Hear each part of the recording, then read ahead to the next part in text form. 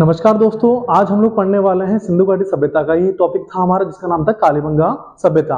सबसे पहले हम लोग बात करते हैं जो कालीबंगा सभ्यता है ये कहाँ पड़ती है। ये हमारे राजस्थान के हनुमानगढ़ जिले में पड़ती है और किस नदी के किनारे, घग्गर नदी के किनारे। तो हम लोग बात करते हैं कि जो हमारी कालीबंगा सभ्यता है, इस सभ्यता का जो खोज है और जो उत्खनन कार्य है वो 1953 के अंदर पहली बार अमलानंद घोष के द्वारा किया गया। कई बार पूछ लिया जाता है कि कालीबंगा की खोज कब और किसने की थी, तो आपको क्या बताना है, कालीबंगा की खोज 1953 में अमलानंद घोष के द्वारा की गई। इसके बाद बात करते हैं कि 1960 के अंदर बी के थापर के नेतृत्व में वापस इसकी खुदाई का कार्य प्रारंभ हुआ। आखिरकार इस सभ्यता का नाम कालीबंगा क्यों रखा गया, इसके शाब्दिक अर्थ की हम लोग बात करते हैं तो हमें पता लगता है इस कालीबंगा सभ्यता से हमें सबसे ज्यादा जो काले रंग की चूड़ियां हैं वो हमें देखने को मिली है। इसीलिए सभ्यता का नाम क्या रख दिया गया, काले रंग की चूड़ियों के कारण ही कालीबंगा सभ्यता। काली बंगा, बंगा में चूड़ियां और किस कलर की, काले कलर की, इसलिए सभ्यता का नाम क्या रख दिया गया, काली बंगा। फिर हम लोग बात करते हैं कालीबंगा में हमें दुर्ग का जो आकार मिला है वो कैसे मिला है, वर्गाकार मिला है। मतलब वर्ग के आकार का ही हमें इस दुर्ग का हमें आकार मिला है। किस आकार का, वर्गाकार। कई बार पूछा जाता है कि कालीबंगा से मिला जो दुर्ग है उस दुर्ग का आकार कैसा है, तो आपको क्या बताना है, वर्गाकार। फिर हम लोग बात करते हैं कि यहाँ जो ईंट के चबूतरे हमें देखने को मिले हैं वहां पर हमें 7 अब हवन कुंड के साक्ष्य देखने को मिले हैं। मतलब 7 जो हवन कुंड है, हवन कुंड होता है जिसमें हम लोग पूजा करते हैं, जिसमें हम लोग क्या करते हैं, पूजा करते हैं। एक छोटा सा यज्ञ हम लोग बना लेते हैं। इस प्रकार के छोटे छोटे हमें क्या मिले हैं, 7 क्या मिले हैं, हमें अग्निकुंड देखने को मिले हैं। कितने मिले हैं, ऐसे 7 मिले हैं। फिर हम लोग बात करते हैं सभ्यता से हमें लकड़ी के पाइप में देखने को मिले हैं। ये काफी इंपॉर्टेंट क्वेश्चन है, कई बार पूछ लिया जाता है सिंधु घाटी सभ्यता के उस स्थल का नाम बताइए जिससे हमें लकड़ी के पाइप देखने को मिले हैं। मतलब आज हम लोग पीवीसी पाइप का यूज करते हैं, प्लास्टिक पाइप का यूज करते हैं, उस जमाने में वो लोग लकड़ी की पाइप का यूज करते हैं। और किस स्थल से हमें देखने को मिले हैं, कालीबंगा स्थल से।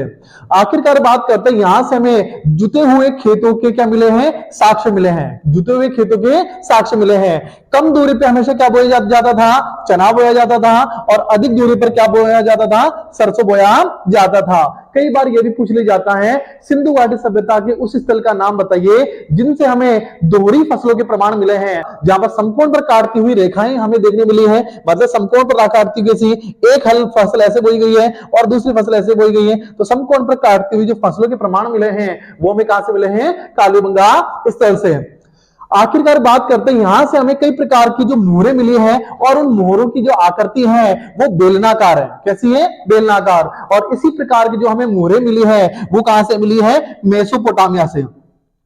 तो हम लोग अंदाजा लगाते हैं कि हमारी कालीबंगा सभ्यता का जो व्यापार था, वाणिज्य था और जो संपर्क था वो विश्व में मेसोपोटामिया की सभ्यता के साथ भी हुआ करता था। इसके अलावा बात करते हैं कालीबंगा में हमें जो मकान मिले हैं वो मकान ज्यादातर हमें कैसे मिले हैं, कच्ची ईंटों के मिले हैं। मतलब हमें कई स्थल हमने देखे वहां पक्की ईंटों का प्रयोग किया गया था, लेकिन कालीबंगा में जो ईंटों का प्रयोग किया गया है अधिकांशतः कच्ची ईंटों का प्रयोग किया गया है।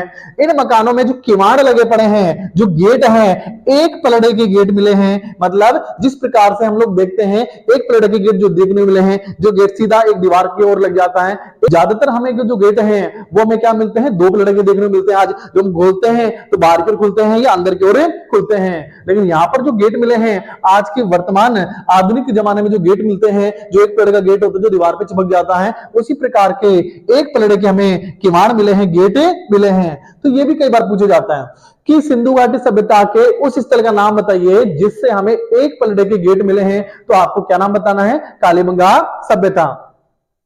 फिर हम बात करते हैं कि यहां से एक हमें मुद्रा मिली है, हमें कोइन मिला है, एक सिक्का मिला है, उस पर व्याघ्र का अंकन हमें देखने को मिला है।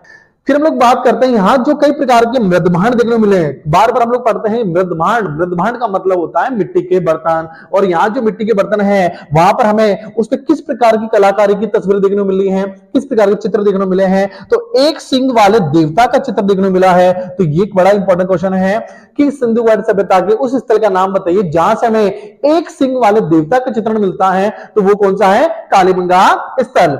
आखिरकार यहां पर एक बकरी और पुरुष का अंकन भी देखने को मिला है कि जो बकरी को पुरुष लेके जा रहा है, बकरी को पुरुष लेके जा रहा है। इस प्रकार का चित्र भी हमें कहां देखने को मिलता है, कालीबंगा से मिले मृदभांडों पर। फिर हम बात करते हैं कालीबंगा से एक बालक का कपाल खंड मिला है जिसमें 6 छेद हैं। हमने देखा, ये हमने खोपड़ी देख ली, और इस खोपड़ी में कितने छेद हैं? 6 छेद है भाई साहब, 6 छेद है। इस खोपड़ी में 6 छेद की बात करते हैं, ये हमारी आंखें हो गई, और ये बीच में नाक हो गया, और ये हमारा मुंह हो गया, ठीक है। तो यहां पर ये जो कपालखंड है, इस कपालखंड में कितने छेद हैं? 6 छेद हैं। और ये इस बात का प्रमाण है कि शायद उस जमाने में शल्य चिकित्सा हुआ करती थी। कौन सी चिकित्सा? शल्य चिकित्सा। हमारे लिए कितनी बड़ी बात है, आज जब डॉक्टर ब्रेन सर्जरी करते हैं तो भी आज उनके हाथ कपकपाना शुरू होते हैं। तो सोचो, आज के लगभग 4-5 हजार साल पहले जो सभ्यता बसी, उसके अंदर हमें शल्य चिकित्सा का प्रमाण देखने को मिला है। हम लोग आज सभ्यता क्यों पढ़ रहे हैं? हम लोग ये दिखाना चाहते हैं, ये समझाना चाहते हैं कि उस जमाने में भी भारत कितना आगे था, हमारी सभ्यता कितनी आगे थी, कि उस जमाने में भी शल्य चिकित्सा जैसे प्रमाण मिले हैं, लकड़ी के पाइप मिले हैं, दोहरी फसलों के प्रमाण मिले हैं, तो हमें बताते हैं ये कि हम लोग जमाने में कितने आगे हुआ करते थे। आखिरकार बात करते हैं, इसमें जो 6 छेद हैं वो किस बात का प्रमाण है? शल्य चिकित्सा का प्रमाण देखने को मिलता है। फिर हमारा एक प्रश्न उठता है बार बार, इस सभ्यता का विनाश कैसे हुआ होगा? तो संभवतः इस सभ्यता का जो विनाश है वो कैसे हुआ था? भूकंप से। कैसे हुआ था? भूकंप से हमें देखने को मिलता है। किस सभ्यता का? कालीबंगा सभ्यता का। कई बार आप लोगों से पूछा जाता है कि कालीबंगा जो सभ्यता है उसका विनाश की जो स्थिति हम लोग मानते हैं वो क्या है? तो आपको बताना है इसके विनाश की जो स्थिति संभवतः है वो क्या है? भूकंप। फिर हम बात करते हैं चन्हू-दड़ो सभ्यता के बारे में बात करते हैं, चन्हू-दड़ो स्थल के बारे में बात करते हैं। ये जो स्थल है कब खोजा गया? 1931 में खोजा गया। और किसके द्वारा खोजा गया? एन.जी. मजूमदार के द्वारा खोजा गया। किस स्थल की हम लोग बात कर रहे हैं? हम बात कर रहे हैं चन्हू-दड़ो की। फिर हम लोग बात करते हैं, यहां पर ये लोथल नहीं है, ये हमने गलत लिखा, इसको हमें करना है चन्हू-दड़ो। तो बात करते हैं चन्हू-दड़ो से हमें एक ईंट मिली है, और उस ईंट पर जिसका अंकन आता है, चित्र देखने को मिलता है, तो बिल्ली का पीछा करते हुए कुत्ते के जो पदचिन्ह देखने को मिले हैं वो हमें किस स्थल से मिले हैं? वो हमें मिले हैं चन्हू-दड़ो से। तो कई बार क्वेश्चन क्या पूछा जाता है कि एक बिल्ली का पीछा करते हुए कुत्ते के जो पदचिन्ह हमें देखने को मिले हैं वो किस स्थल से हमें देखने को मिले हैं? वो हमें मिले हैं चन्हू-दड़ो से।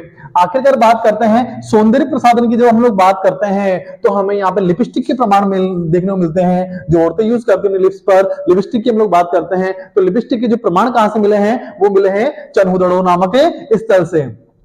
इसके अलावा हम लोग बात करते हैं कि जो इत्र रखने का जो साक्ष्य है वो भी हमें कहां से मिला है? वो भी हमें मिला है चन्हू-दड़ो से। मतलब कहां से मिला है? चन्हू-दड़ो से।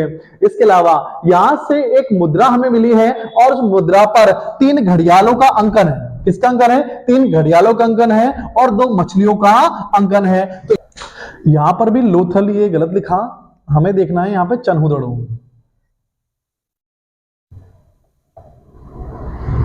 तो चन्हू-दड़ो से जो ईंटें मिली हैं उन ईंटों का आकार कैसा है? वक्राकार है। इस स्थल के विनाश की हम लोग बात करते हैं तो संभवतः इस स्थल का विनाश कैसे हुआ होगा? बाढ़ से हुआ होगा। तो कई बार पूछ लिया जाता है कि चन्हू-दड़ो नामक जो स्थल है उसका विनाश किस प्रकार से हुआ था? उसका विनाश हुआ था बाढ़ से।